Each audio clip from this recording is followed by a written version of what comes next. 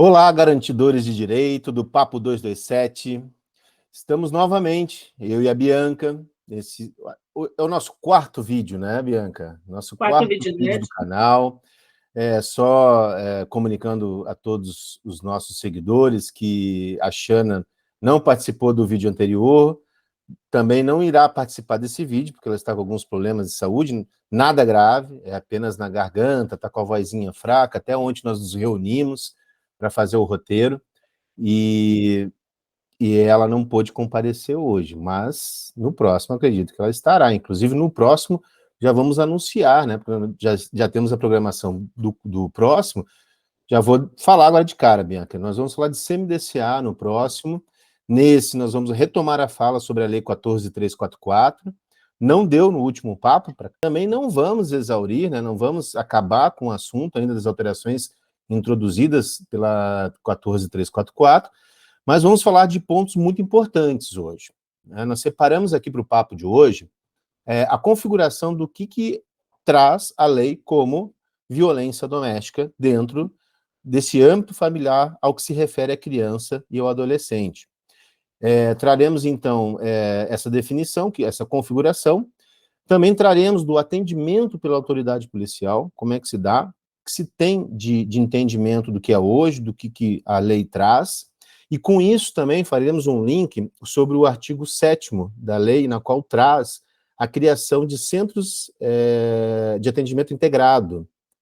E com isso também nós vamos trazer uma outra norma, que é a portaria 1235 de 28 de junho, que foi expedida regulamentando a criação desses centros de atendimento integrado, perdão. E por fim, trazemos também a manifestação conjunta da FONSEAS, do FONSEAS, né, que é o fórum. É isso, Bianca, esse é o nosso... Passo a palavra para você dar um olá aí para os nossos garantidores, para os nossos seguidores, e já vamos iniciar.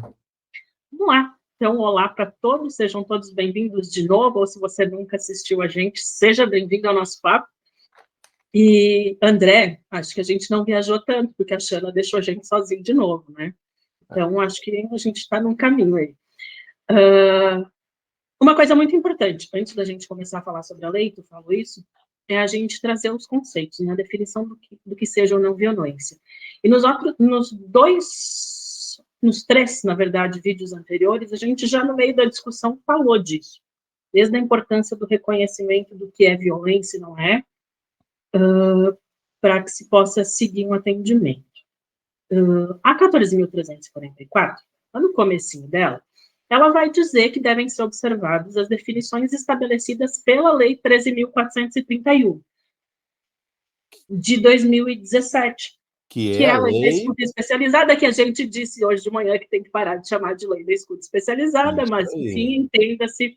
Então, vamos lá, Bianca. A Lei 13.431, 13.431, de 4 de abril de 2017, ela estabelece o sistema de garantias de direito da criança e do adolescente vítima ou testemunha de violência e altera a Lei 8.069, que é o ECA, né, introduzindo, então, o chamado, a Lei da escuta do depoimento especial no nosso ordenamento jurídico. É contigo. Então, André, lá no artigo 4º da Lei 13.431, está lá dito que, para os efeitos dessa lei, sem prejuízo da tipificação das condutas criminosas, são formas de violência. E aí ela vai trazer e vai descrever para a gente as formas de violência. Ali está a violência física, né, que não tem muito de subjetividade, embora até tenha, porque aquela coisa do bater de castigo, enfim, mas a violência física é isso, é um dano. É encarada, né, a violência física, né?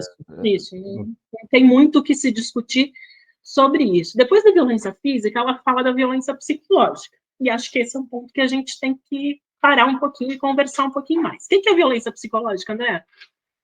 Então, a violência psicológica, eu destaco, não vamos ler ali, porque temos três alíneas, né, definindo o que é. Então, na primeira, ela traz algo interessante, que é a discriminação. Você falou isso em outro vídeo também, Bianca, a discriminação, a depreciação, o desrespeito, né, e esse desrespeito ocorrendo de forma a xingar, a ridicularizar a criança, bullying, né, o bullying na escola, mas essa intimidação, né, sistêmica, sistemática que você tem em cima da criança através de xingamento. Né? Isso. E aí depois... Desculpa. Eu sempre falo que dá para ser entendido como violência, como qualquer conduta que possa tolir daquela criança a potencialidade que ela tem de se desenvolver. Então, quando uma criança para de acreditar nela e para de acreditar no potencial dela, e que ela é capaz, e aí a gente entra muito na questão da violência psicológica, a gente também está falando de violência. Né? Então, te interrompi, segue aí. Não, e vamos fazer esse bate-bola. O que eu vejo ali é que traz um rol, né, dentro das normas, dentro da legislação, a gente sempre tem aqueles rol. Não sei se você utiliza, né, mas quem está nos ouvindo sabe o que é um rol taxativo e um rol exemplificativo dentro da lei. São certas palavras que a lei ela exemplifica apenas e não é taxativo. E aí que você me colocou para nós aqui, que é aquela conduta que vai diminuir a criança. Como é que você falou muito bem, Bianca? Que vai tolher a potencialidade daquela criança. Aquela criança não vai se desenvolver da forma que ela poderia, ou enfim. Isso daí. Então, eu acho que essa tua observação é importante, por quê? Porque ali traz um rol taxativo, perdão, exemplificativo, agora me enrolei, exemplificando, por exemplo, agressão verbal, xingamento, ridicularização, mas eu quero deixar bem claro do aspecto jurídico, da hermenêutica da lei, da interpretação dessa lei, é que ela vai além disso. Ali não é, bom, e se não tiver relacionado ali? Não, aquilo ali é exemplificativo. É uma relação exemplificada. Em outras situações, por exemplo, eu vou pegar a agressão, a violência física. A violência física, se você for lá no Código Penal, no artigo 129, que trata da lesão corporal, ele vai dizer lá, causar lesão a outra pessoa, a outra.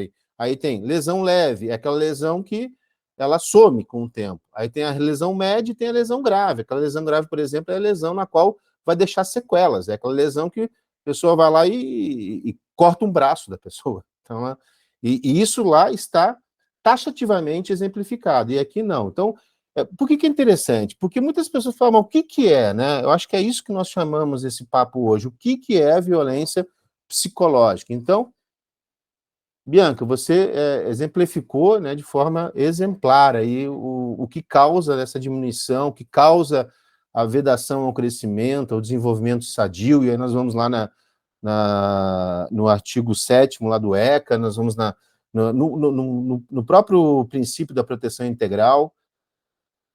Acho que nesse ponto, essa lei ela traz uma questão muito interessante, que ela traz da criança presenciar as situações de violência, né? A violência não praticada contra ela, mas um casal, um pai e uma mãe que brigam e se matam e se batem dentro de casa e a criança presencia aquilo. Isso também é violência psicológica. Então, acho que essa é uma coisa que essa lei traz que é bem, bem importante.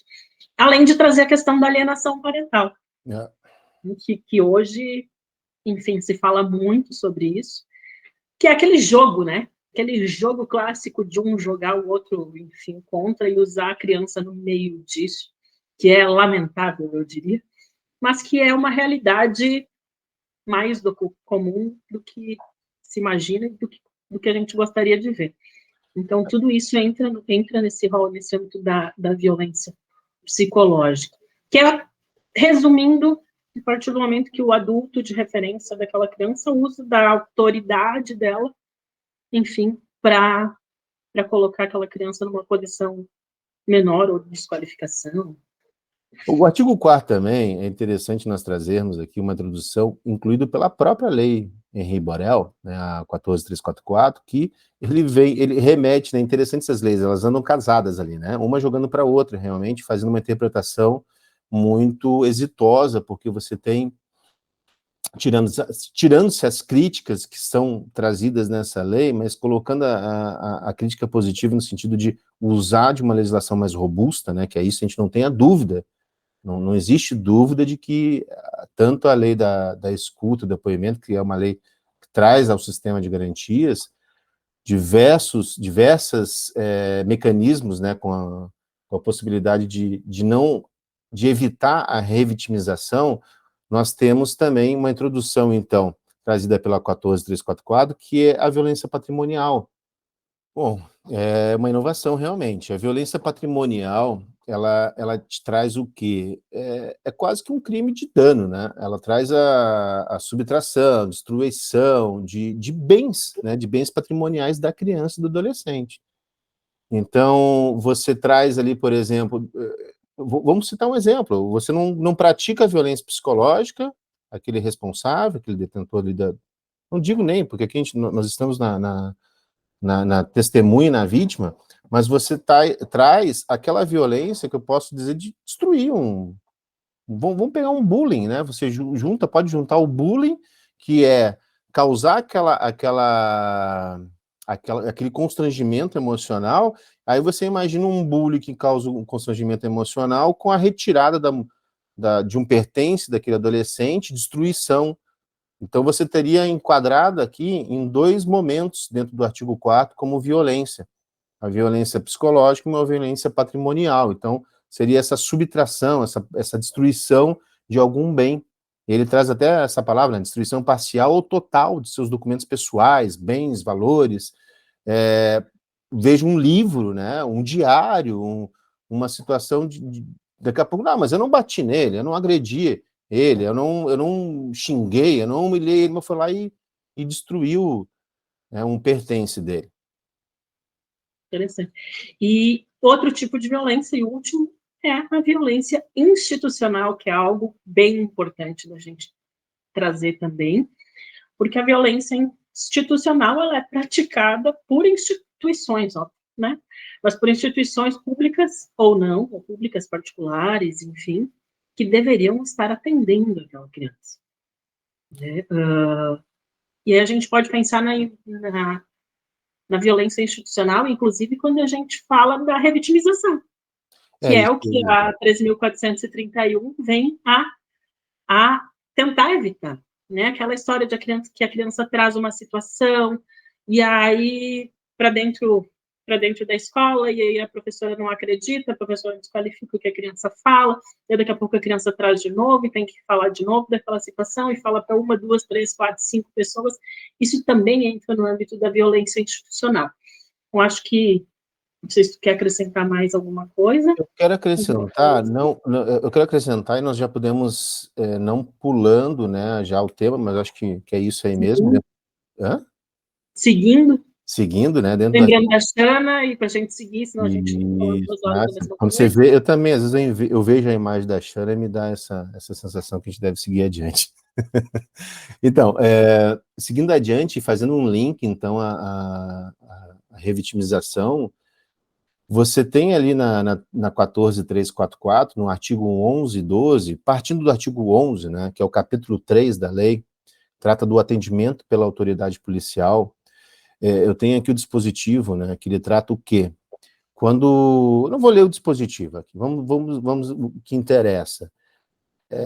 Você tem hoje, por exemplo, nós já falamos no outro vídeo, quem está chegando agora, assista o outro vídeo, porque nós tratamos, por exemplo, de a quem compete uma medida cautelar, né? Quem compete a medida de afastamento, já adiantamos, é o juiz, mas se caso não existir o juiz, pode um delegado, né, tratar desse afastamento, ele pode tratar, o agente policial em comarcas, em delegacias que não existem delegados operando ali em pequenos municípios, só relembrando um pouquinho, né, Bianca, para aqueles que estão aqui, mas assistam um outro vídeo que tem bem detalhado isso.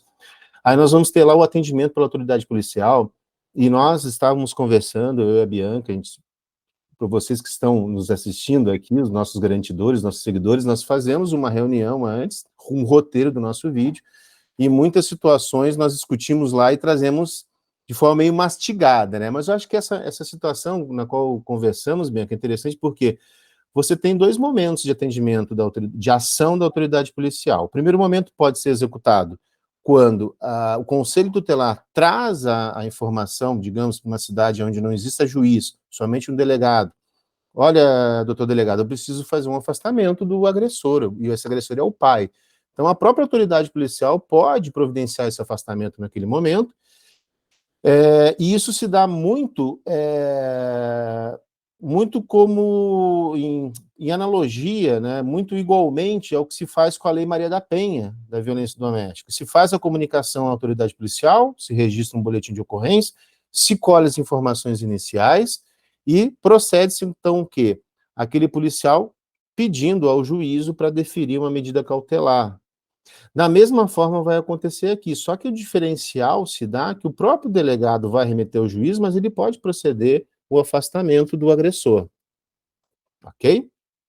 Comentar? Vamos seguir adiante então, que aí a gente já entra nisso. Quais as duas situações? As duas situações. E a segunda situação é o quê? Como lá na Maria da Penha também, você faz o boletim, faz o afastamento do agressor, e depois vai haver, só para concluir, né, o raciocínio ali da revitimização, vai haver ali uma ouvida, uma oitiva do agressor, da vítima, e aí existe o quê? No artigo, no artigo 12 que ele fala, né? O depoimento da criança, do adolescente, vítima ou testemunho de violência doméstica, será acolhido nos termos da Lei 13.431. O que ele quer dizer com isso? Você não vai levar a criança naquele dia e fazer um depoimento especial da criança no momento que houve o registro. E aí eu acho que isso que a gente tem que diferenciar e você me ajuda, Bianca. A gente trouxe uma situação hipotética de uma criança no posto de saúde com marcas de agressão, hematomas. Médico chama quem? Conselho tutelar, chamou o conselho tutelar que vai encaminhar, vai fazer esse pedido de afastamento ao delegado de polícia, por exemplo, nesse nosso exemplo hipotético.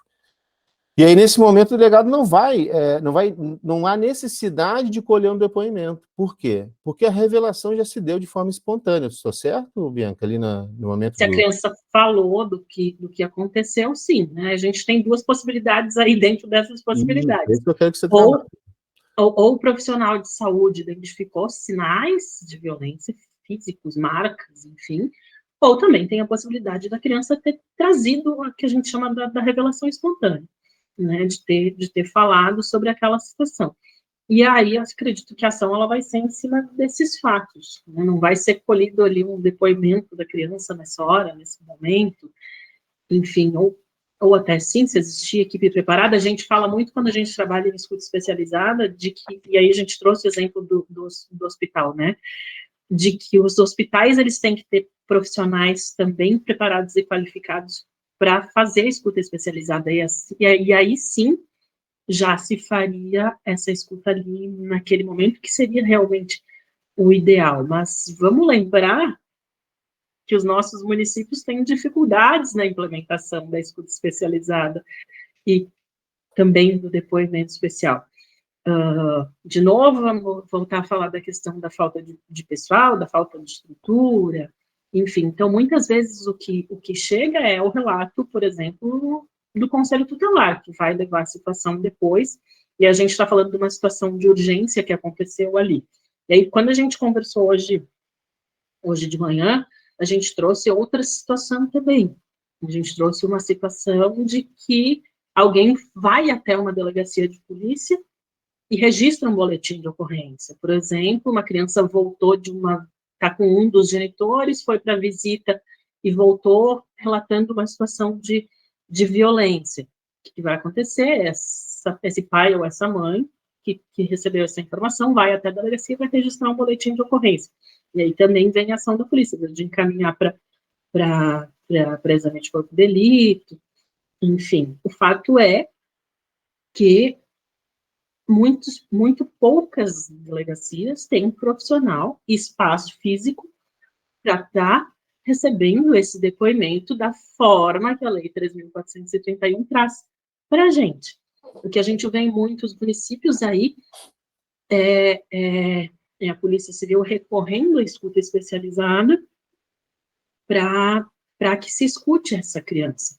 Se a gente for pensar assim na letra da lei, isso não é exatamente o que deveria acontecer, já que a escuta ela não tem a função de produzir provas. É claro que na conversa, no diálogo e no querer resolver as coisas, a gente faz uma articulação de rede e faz esse trabalho conjunto. Mas não é assim, de fato, o que talvez deveria ser o mais ideal. Eu vejo que o nosso assunto ele recai sobre o quanto você tem que observar a revitimização dentro dos agentes públicos, né? Você não pode colher um depoimento despreparado, fazer algo que não precise ser feito. Esse exemplo que você deu, a mãe vai à delegacia. Eu estou olhando muito assim aspecto jurídico, processual, penal. O que você tem ali? Você já tem uma notícia, né, do ocorrido, você tem uma notícia crime ali, de um possível crime, de uma suspeita, né, de uma autoria. A gente diz a materialidade e autoria, né? Você tem a materialidade, existe o crime. A autoria, ela tem uma indicação, ela tem um indício ali que seria o pai, porque ele veio, o pai trouxe. Então há uma suspeita que se recai sobre o genitor. O delegado já teria elementos suficientes para poder afastar. Afastou, se remete ao juízo. O juízo ele já vai proceder o quê?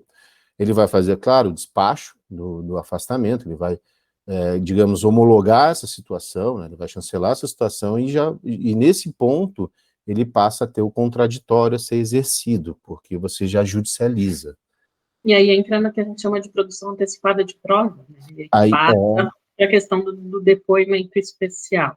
Né? Então, e aí vamos continuar aí da não revitimização. Porque, por exemplo, se tu já tem todos os fatos ali, para que se já foi lá para o judiciário, já vai ter a questão do depoimento especial, por que voltar e fazer, por exemplo, uma escuta, se tu já tem dados suficientes para dar encaminhamentos de atendimento na rede para aquela situação? A gente tem que ter muito cuidado na nossa prática de como a gente vai fazer as coisas e não fazer só protocolarmente, como se fosse um procedimento compulsório a ser feito e pronto. Né? A partir do momento que tu já tem subsídios suficientes para saber se tu tem que encaminhar para um serviço de saúde, para um serviço da assistência social, seja ele CRAS, seja ele CREAS, não tem por que ficar fazendo aquela criança reviver de novo aquelas mesmas situações. o que eu vejo uma inovação, né? Porque você tem nessa situação uma proteção, houve a suspeita, houve um suspeito, um indício do suspeito, a autoria, você já tem ali o afastamento do agressor, coisa que antes não acontecia, por meramente uma suspeita. E nós não estamos tratando de abuso sexual, porque abuso sexual sim. O abuso sexual sempre foi tratado dessa forma. Mas o que eu penso assim, você tem maus tratos daqui a pouco, uma situação que não é levada, é muito subnotificada, são as situações de maus tratos, quando nós... Até essa situação nova do patrimonial, né, do dano patrimonial, isso daqui a pouco o adolescente está ali cansado de ver as coisas dele sendo destruídas, né? Daqui a pouco também existe uma sequência de violências, tanto física, não digo nem física, mas psicológica e patrimonial. Em geral, vêm sozinhas, né? Isso. E aí eu lembro também do menino Bernardo, né? Que lembrei agora que ele conta a história, que ele foi, procurou o Conselho Tutelar, procurou o Ministério Público, procurou todas as autoridades possíveis e nenhuma deu a devida atenção. Hoje nós temos uma lei, né, que diz exatamente, de forma, como eu disse antes, exemplificativa, mas de forma a exemplificar o que é a violência aqui, né, a violência psicológica, e como coibir ela, e de forma também a afastar, então, o agressor, e depois olhar dentro de um processo com contraditório, se houver necessidade de um depoimento, fazer esse depoimento, e lembrando, não é um processo de uma violência sexual, porque hoje o que nós vemos judicializar é a violência sexual, tanto que os números são 3 vezes maiores do que os maus tratos. Sim. Bianca, eu acho que ficou, a gente tentou, era para esclarecer a situação, bater um papo, a gente daqui a pouco... A gente só desperta mais questões, mas é assim. Sabe, André, que é muito assim. Às vezes a gente, quando vai atender na rede, parece que as coisas estão muito claras. Assim. A gente tem que fazer isso, isso, isso, isso. A gente vai implementar um serviço. Vamos implementar a escuta especializada no município. Aí tu faz a construção daqueles fluxos, tem aqueles desenhos, aqueles organogramas, setinha que vai para lá, setinha que vai para cá.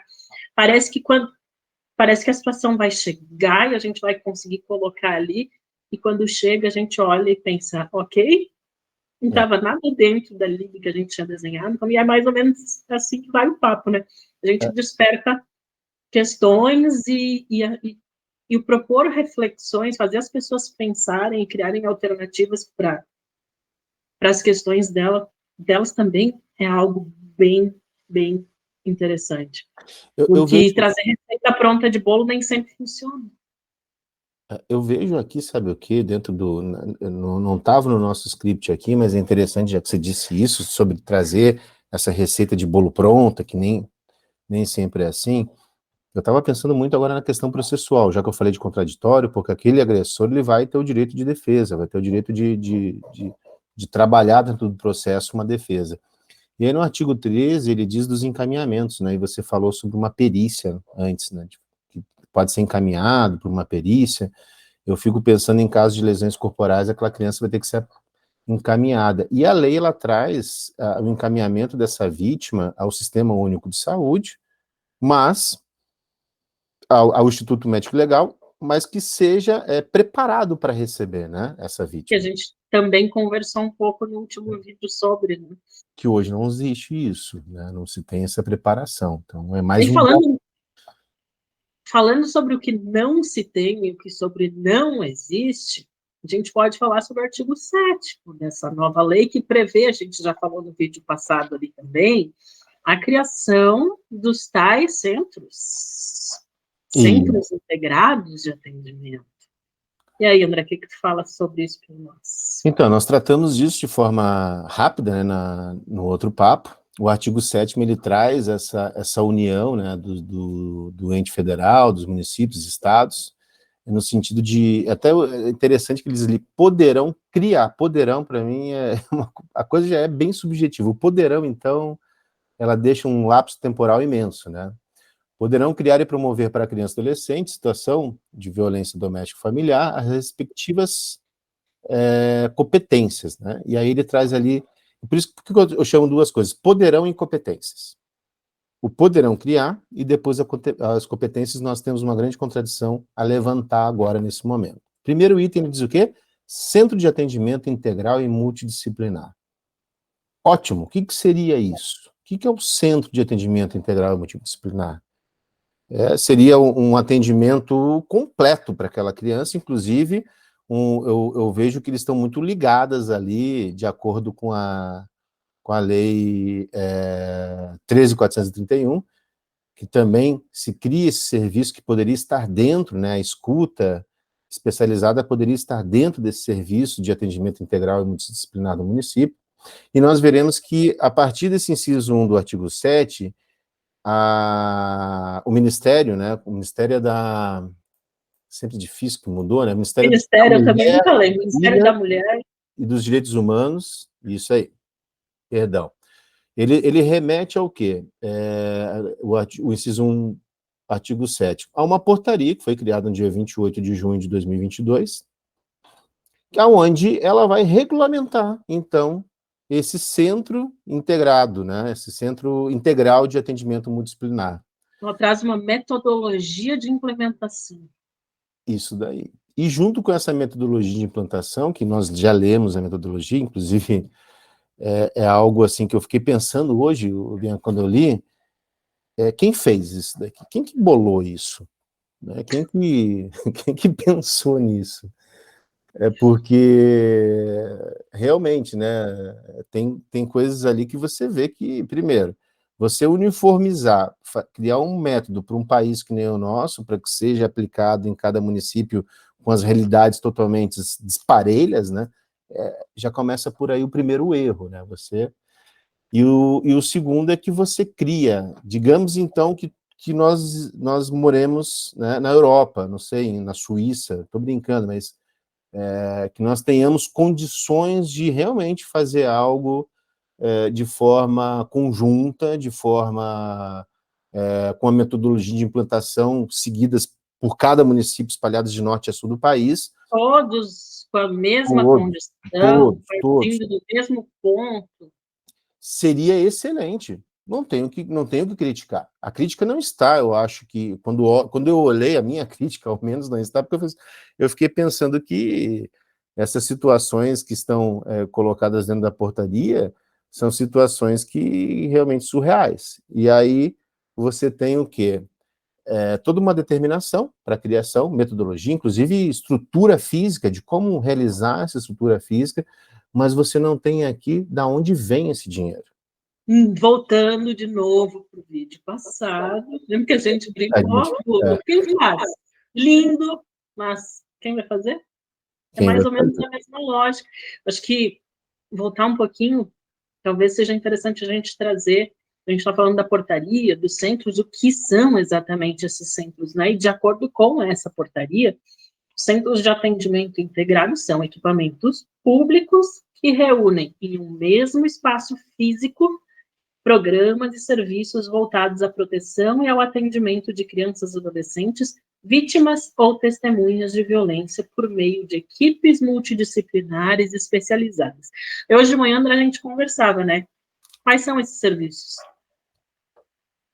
Se a gente pensar nos serviços tipificados, por exemplo, na política de assistência social, a gente tem lá o Serviço de Convivência e Fortalecimento de Vínculos, o PAEF, a gente tem no CREAS tem o PAEF, tem o Serviço de Medidas Socioeducativas, tem serviços de acolhimento, enfim, vários outros serviços. Quais desses serviços são serviços, como diz aqui, vou até ler, serviços voltados à proteção e ao atendimento de crianças e adolescentes vítimas ou testemunhas de violência doméstica. Então, começa por aí. Quais são esses serviços? Quais são os serviços específicos? O PAEF, dentro do CREAS, atende? Sim, atende, mas não atende só isso. Então, que serviços estariam dentro desse? Teria o quê? A escuta especializada? Na delegacia? Enfim. É uma criação, acho que não tem como visualizar, tanto que eu acho que no parágrafo anterior ele diz, né, que adotarão o nome de Casa da Criança e Adolescente. Seriam serviços, seria um novo serviço de atendimento, inclusive de forma estruturada, fisicamente, fora dos serviços que já existem hoje. E aí diz assim, pegar o profissional e aproveitar. Os profissionais que já estão em atendimento. Não tem que estar dentro da mas tem pegar os profissionais que já estão. Os profissionais que já estão nesse serviço que você relacionou anteriormente. Então você não sobrecarregados, com fila de espera. Sem falar nisso, mas não tem como retirar de lá e colocar na casa da criança e do adolescente, porque a casa da criança e do adolescente me parece, então, que seria algo mais especializado ao atendimento. Me parece não, é o que está dizendo ali, né? As vítimas e testemunhas. Equipes multidisciplinares especializadas. E quando você coloca as vítimas e testemunhas, o que eu vejo que pode ser útil são aqueles municípios que já criaram um serviço dentro da escuta, né, apartado, né, um serviço separado, isolado, inclusive com toda uma estrutura física própria, né, com veículo, com prédio, com tudo próprio. Aí sim, ali você pode... exclusivo. Isso, ali você pode criar. Aí eu fico pensando aonde que existe isso, né, que eu conheço. Existe? Então tá bom. Aqui, mas quando a gente fala disso, às vezes nem a nossa própria rede consegue compreender e outros municípios não conseguem, porque não consegue compreender, todo mundo entende, mas compreender como implementar dentro dessa realidade.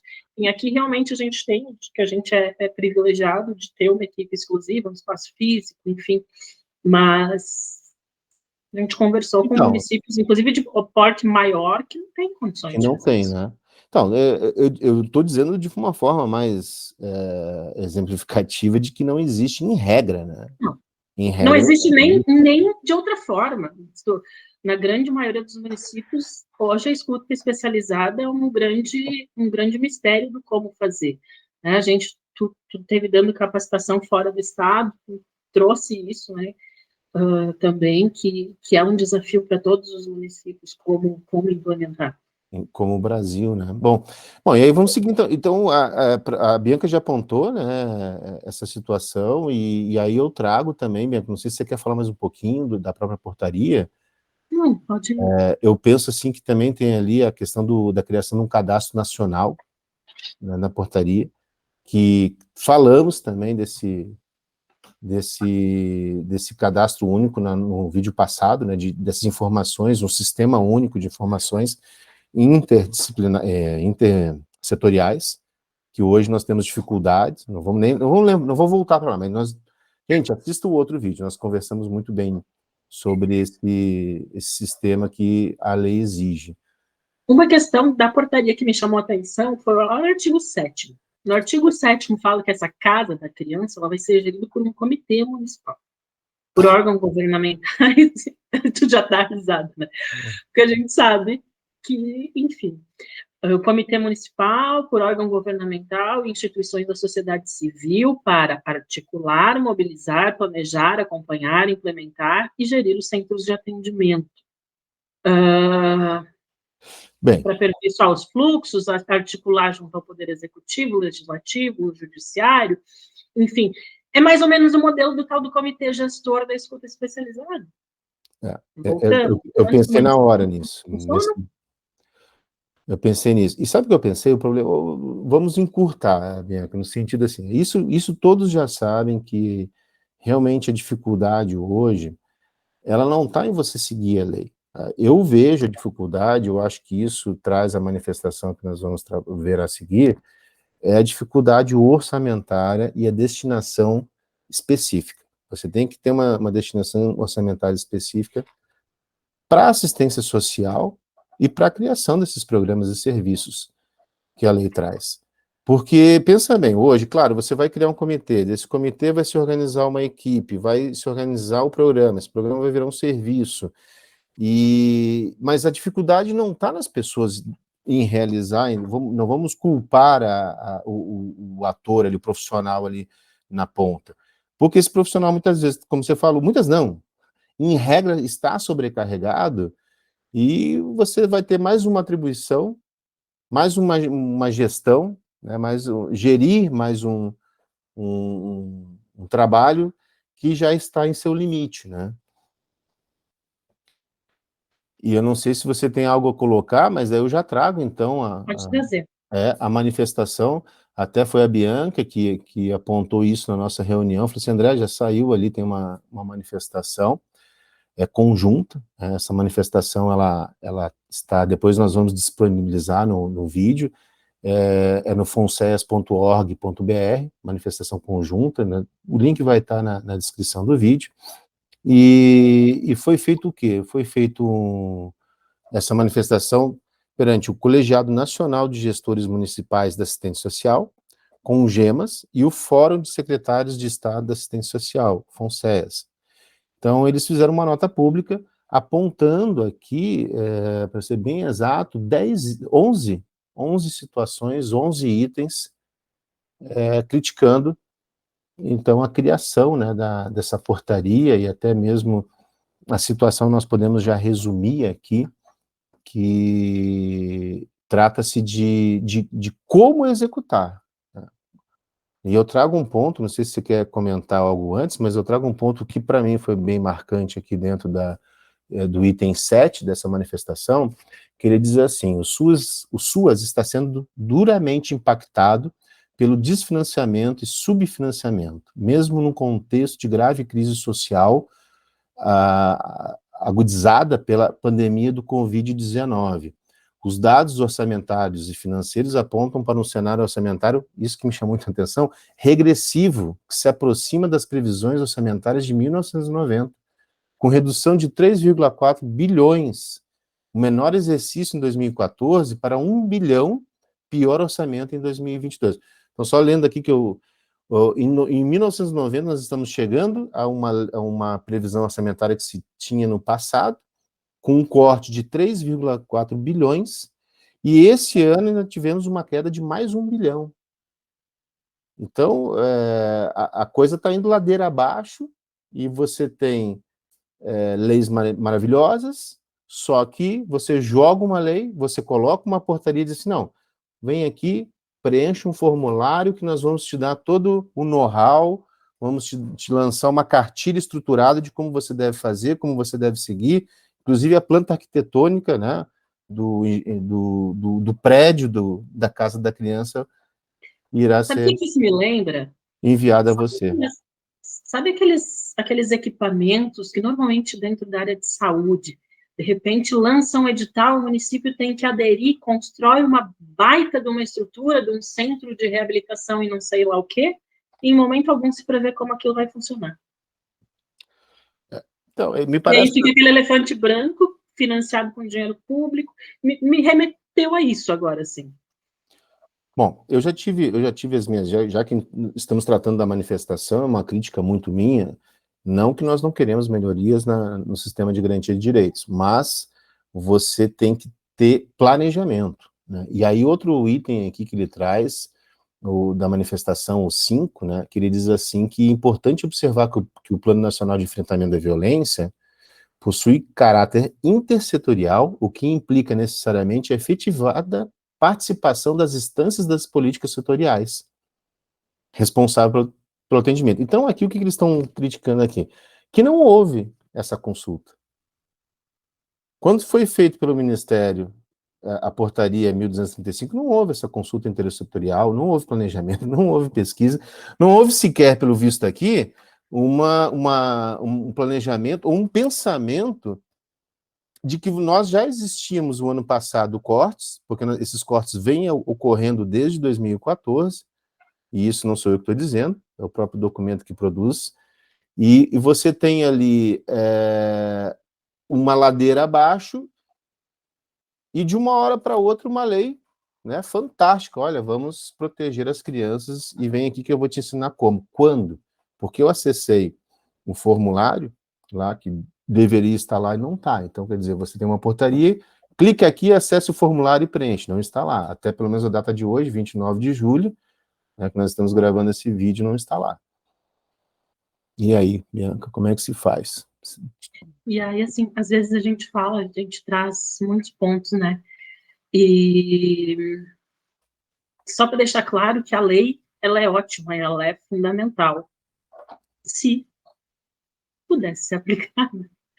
Então, assim, tu tá falando de um orçamento de 1990, inclusive data do ECA, e aí tu traz lá essa a 14.344, e a gente não ia entrar nesse assunto, mas só pincelando, ela traz lá no 70A e no 70B do ECA uma série de imposições com relação à capacitação, a ter profissionais capacitados, e a gente já falou isso em outros vídeos, ter profissional capacitado custa dinheiro. Desde para capacitar, a tu remunerar decentemente um profissional capacitado. Né? E aí a gente entra em outras searas dentro da coisa pública, onde a gente vê que muitas vezes as coisas são feitas e pensadas por quem nunca executou nada. Então, na teoria, sabe aquela frase que fala que na prática a teoria às vezes é outra? Eu acho que é meio por aí, assim. Tem uma crítica dura aqui que se faz, assim, bem direta, né, o que você está falando, que é o item 9 do manifesto, que ele diz ali, a legislação na área prevê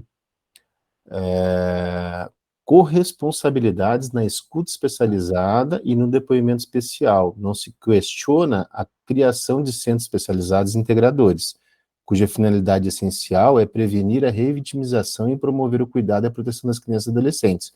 Entretanto, tais iniciativas devem ser acompanhadas de diálogos intersetoriais, mais uma vez, e de recursos federais, tendo em vista a necessária sustentabilidade de um programa nacional.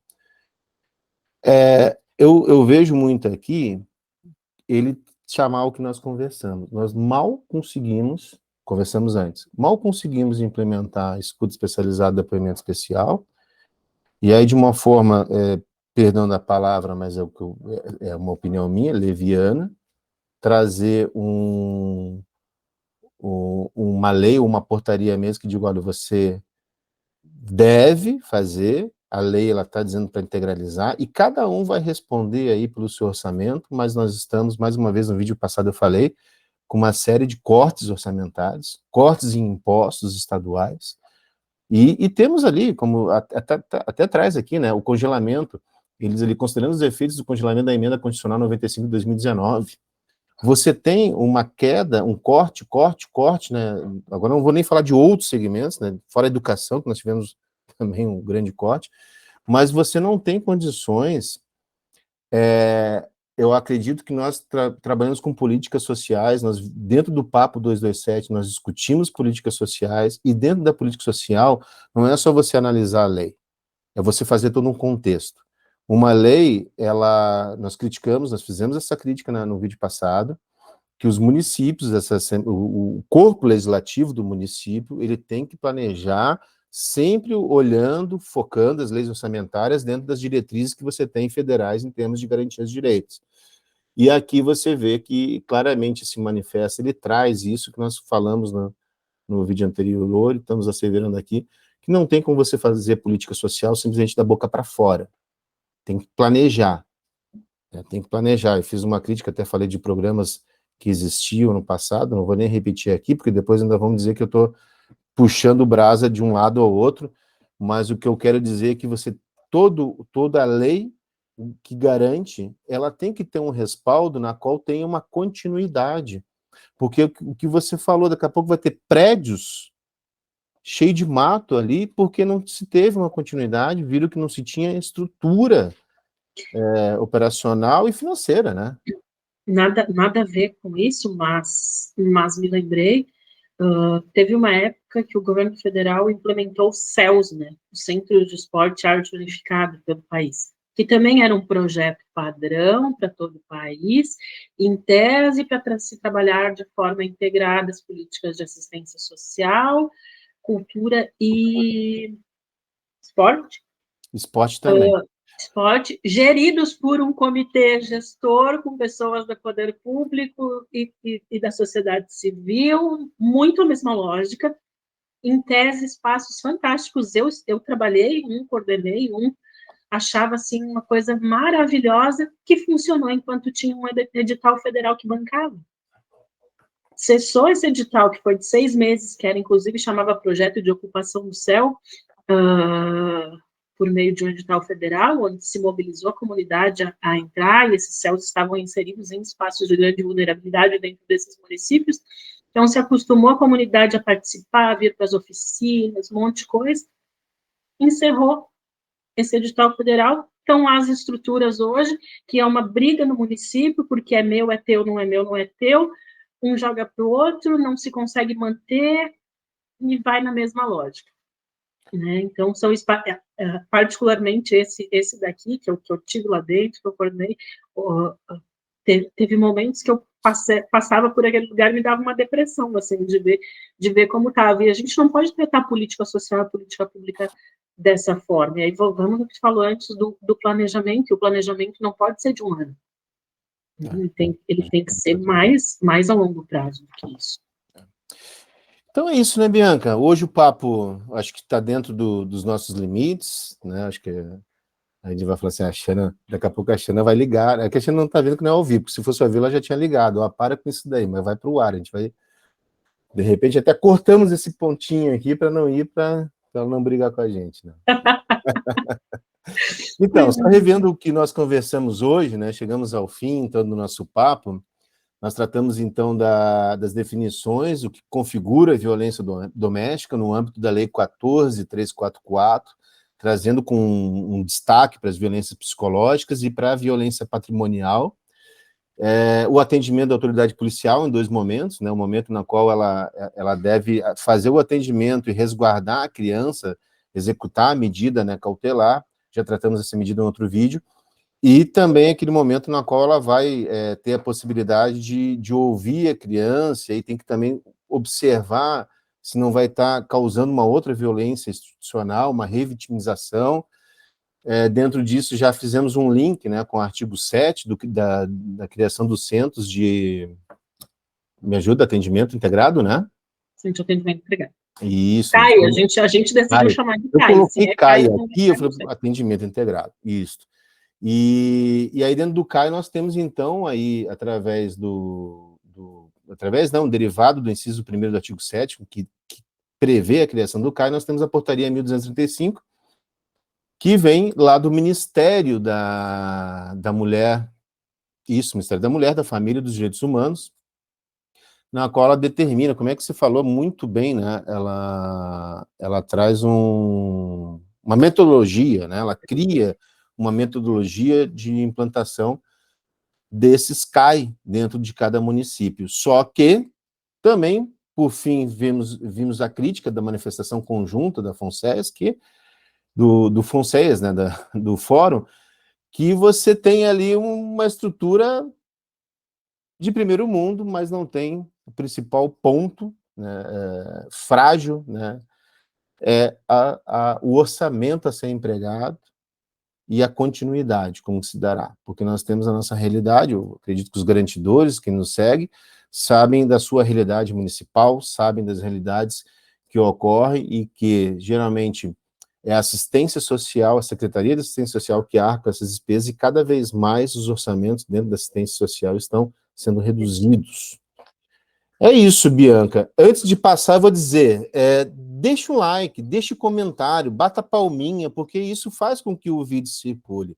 Nós temos uma programação, nós, inclusive, fizemos uma reunião, programamos, nós temos roteiros, nós vamos falar de CMDCA ainda, nós vamos falar de rede, tem muito assunto, olha, tem assunto para falarmos por anos aí. E a intenção... Muito em breve, assim, em breve, no próximo ano, teremos a eleição de Conselho Tutelar, então, Conselho Tutelar é um tema que a gente vai tratar, a gente tem conferências municipais aí acontecendo. Inclusive, esse tema, já vamos adiantar, né? Dar esse spoiler, sem ser esse final de sem ser essa quarta-feira, que esse vídeo está sendo lançado, inclusive. Esse negócio de gravar vídeo não dá certo, hein? É dia 3 de agosto, esse vídeo está sendo lançado dia 3 de agosto. Eu sei que o pessoal vai, pô, mas o pessoal é amador, né? Gente, a gente está aqui... A gente é mesmo. A gente é amador mesmo. Tá? Dia 3, dia 10 de agosto, nós vamos falar, já dentro da nossa programação, de conferências municipais, né, Bi? Dentro do CMDCA, algumas outras... É isso aí. É isso, minha amiga, contigo, então. A despedida. É isso, mas eu quero colocar mais um plusinho, assim, que essa lei também trouxe pra gente. A gente sempre fala, eu sou um papagaio praticamente, ouviu falando disso, da questão de que qualquer pessoa ciente de qualquer situação de violência deve, sim, procurar os órgãos competentes para estar comunicando isso. E o ECA já nos trazia lá no artigo 245, trazia a omissão nesse sentido como uma infração administrativa. Eu acho que uma grande mudança dessa nova lei é tratar isso dentro da esfera criminal agora, né? O não querer se comprometer, o você que está assistindo a gente saber de situações e achar que vai se complicar se falar, se trouxer, hoje a tua missão pode ser crime. Então, fica a reflexão final. Né? E, de novo, compartilha nosso vídeo, curte o canal, segue a gente no Instagram. A gente vai começar a produzir mais conteúdo específico para lá também. E acho que, por hoje, é isso, meu querido. É só? Só. Então tá, vamos ter cortes ainda essa semana, vamos ter outros vídeos que já estão no forno. Xana, melhoras, Xana. Te vemos na próxima, hein, Xana? Tchau, gente. Tchau para todo mundo.